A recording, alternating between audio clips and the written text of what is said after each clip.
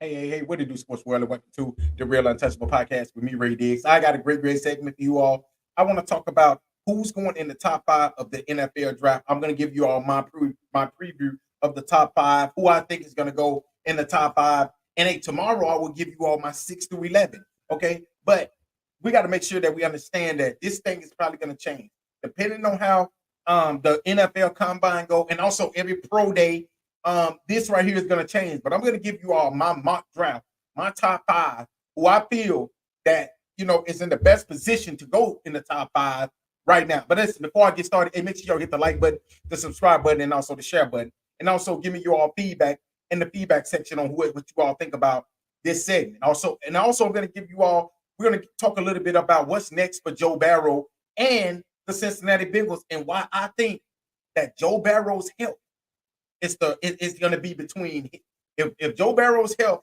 can hold up. That's the only thing that I honestly feel can stop the Kansas City Chiefs from getting a three-peat. But listen, let's go ahead and get started, man, before this thing. Hey, listen. Now, at number one, the Chicago Bears are on the pick. The Chicago Bears are on the clock. The Chicago Bears, it's a lot of things that the Chicago Bears can do with this pick. The Chicago Bears can trade this pick, trade back, okay? Maybe trade back with somebody, and then get more picks, okay? And also get what they need.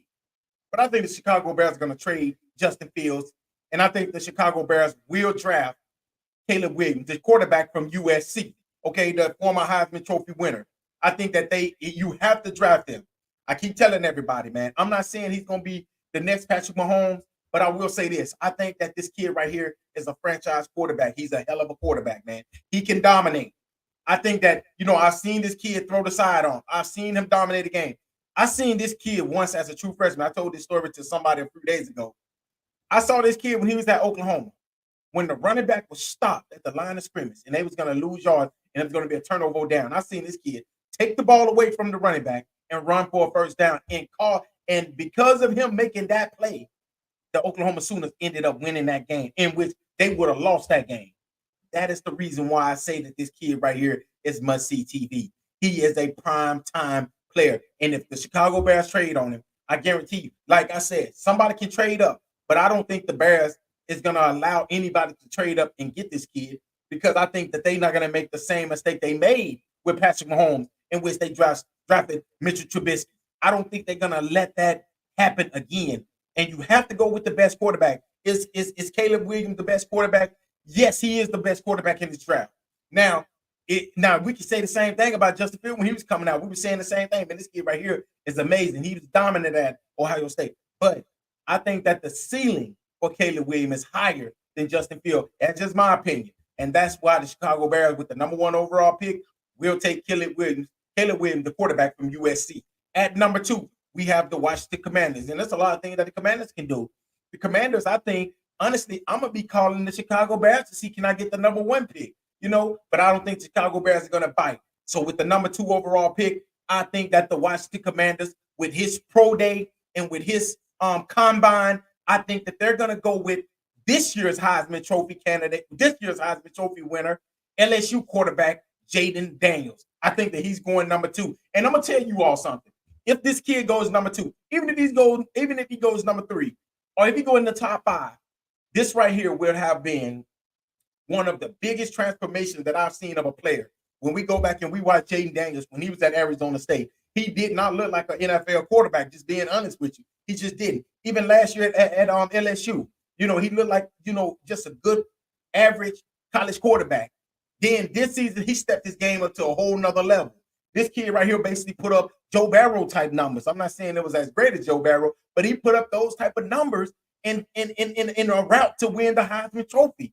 And that is why I think the Washington Commanders will draft this kid at number two. Even though you got another great quarterbacks there, I think that this right here is a quarterback that they're going to fall in love with. And I'm going to tell you when they're going to fall in love with him. It's going to be at his pro day when he's throwing to Malik Neighbors and those fellas. You got two. You got a first round wide receiver, and you got maybe a late first round or a second round wide receiver that you're going to be throwing it to. I think he's going to put on a show, especially when he comes to the 40. If he decides to run the 40, I think that's what's going to separate him and Drake May when it comes down to them taking a quarterback. And that's why I think that the Washington Commanders will sneak in and take Jaden Daniels at number 2. At number 3, the New England Patriots, which is my squad. I think the New England Patriots, what would the Patriots do? I think with Bill Belichick as the head coach, I think they trade the number 3 pick. That's just my opinion.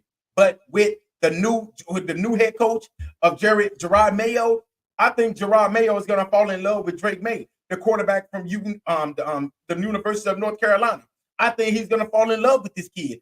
And that's why I say I think the New England Patriots will draft Drake May with the number 3 overall pick. And then they're going to have that quarterback of the future with that kid. Now, they have weapons already. We got a couple weapons, but you need a quarterback like a Drake May. Drake May kind of remind me of Justin Herbert a little bit.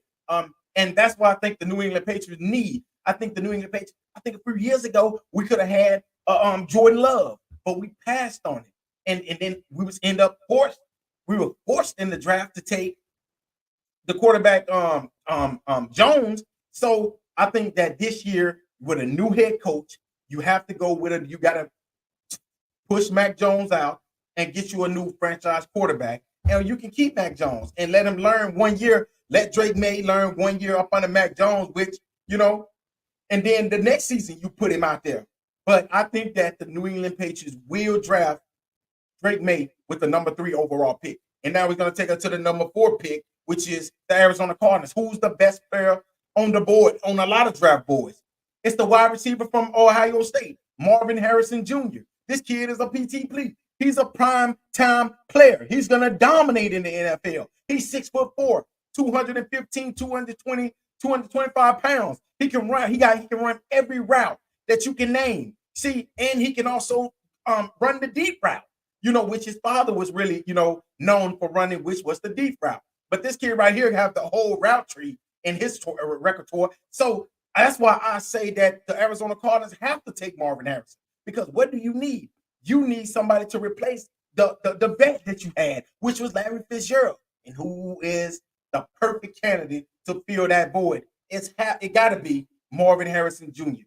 And that's why I say I think the Arizona Cardinals will take Marvin Harrison Jr., the wide receiver from Ohio State, with the number 4 overall pick. And my last pick of my picks for today will be the number 5 pick, the Los Angeles Chargers. Now, when it came to the Chargers, I said, should I go with my heart or with need? Need or heart? Because I know when it comes down to Jim Harbaugh, I know Jim Harbaugh might go against the conventional thing. He knows what he needs, but he'd be like, you know what? I fell in love with that.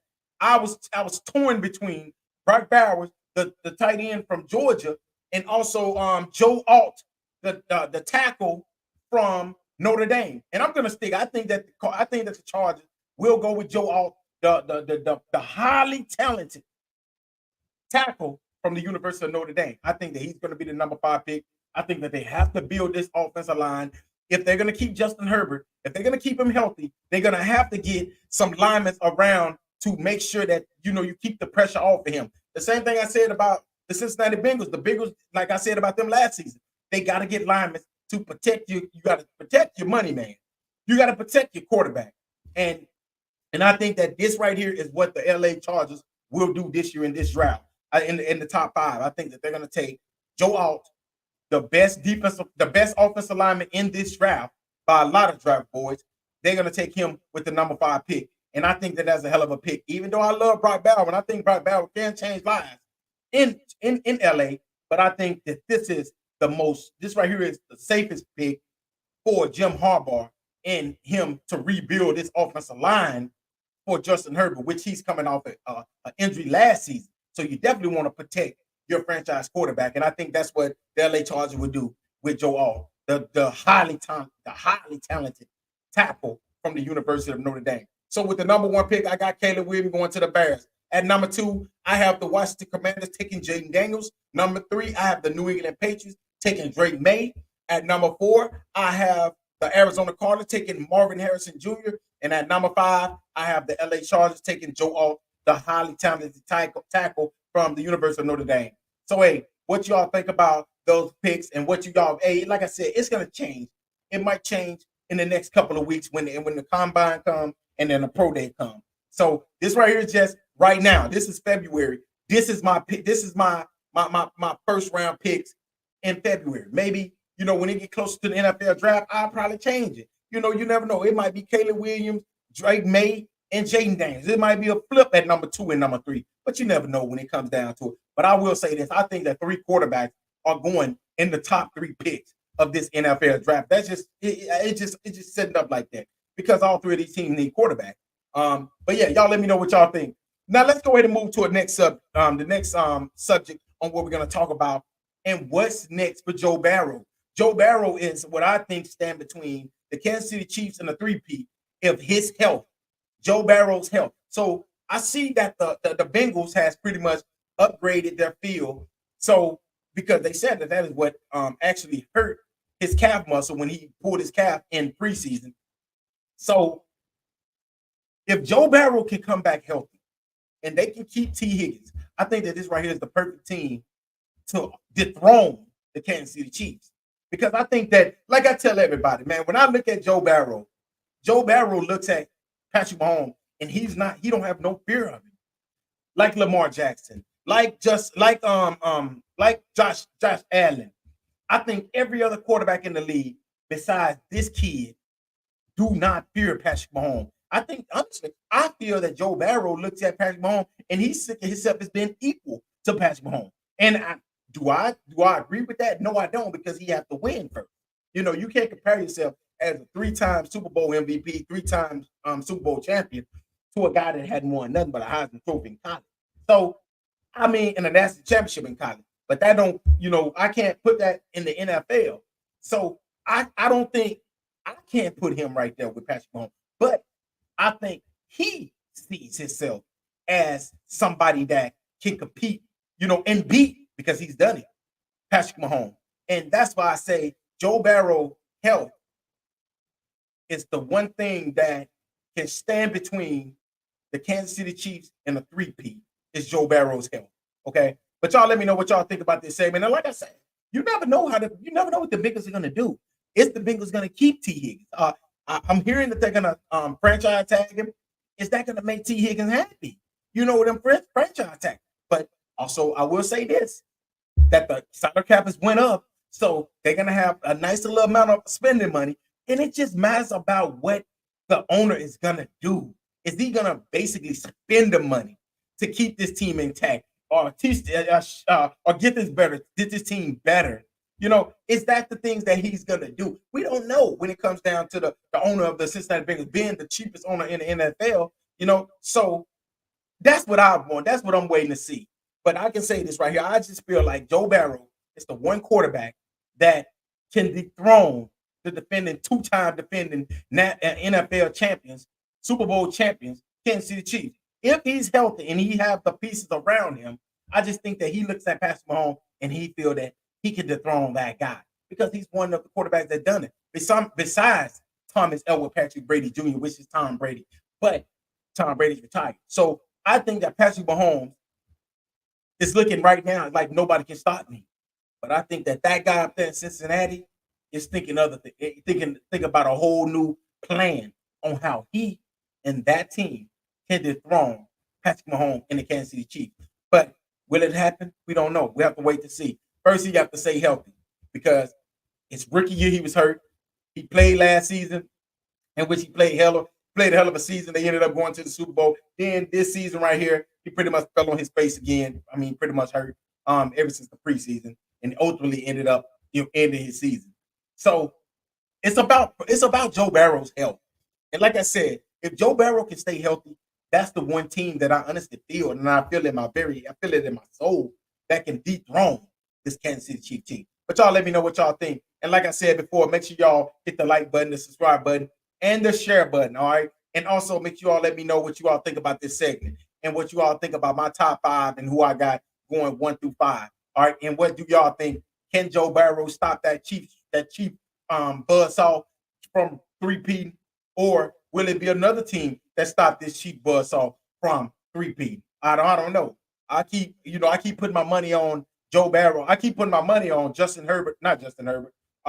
Lamar Jackson and Josh Allen, and they just keep letting me down. So I'm not going to even talk about those two guys because honestly, I just don't think. I just honestly look at those two quarterbacks, and I think that they feel in their soul that they just can't compete with that dude down there in Kansas City, number 15, which is Patrick Mahomes. But y'all let me know what y'all think, man. Until next time, man. Y'all have a great weekend, and don't make sure y'all follow all safety guidelines. Don't drink and drive.